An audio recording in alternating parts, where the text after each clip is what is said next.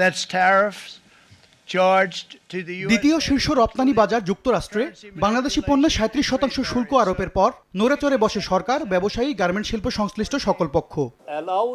সংকট নিরসনে সরকারের পক্ষ থেকে ব্যবস্থা নেওয়ার প্রতিশ্রুতি অনুযায়ী মার্কিন প্রশাসনকে চিঠি পাঠানোর কথা জানালেন প্রধান উপদেষ্টার প্রেস সচিব। চিফ অ্যাডভাইজার মহোদয় একটা চিঠি উনি সাইন করেছেন। আমরা পোস্টপোনমেন্ট চেয়েছি 3 মাসের জন্য, যাতে এর মধ্যে আমাদের যে অন্তর্বর্তীকালীন সরকার কাজ করতে পারে, যাতে বাংলাদেশে ইউএসএর এক্সপোর্ট বাড়ে। সোমবার বিকেলে রাজধানীর হোটেল ইন্টারকন্টিনেন্টালে আয়োজিত 4 দিনব্যাপী বিনিয়োগ সম্মেলনের প্রথম দিনে সংবাদ সম্মেলনে অংশ নিয়ে প্রেস সচিব জানান, যুক্তরাষ্ট্র থেকে আমদানি বাড়ানোর উপর জোর দিচ্ছে সরকার।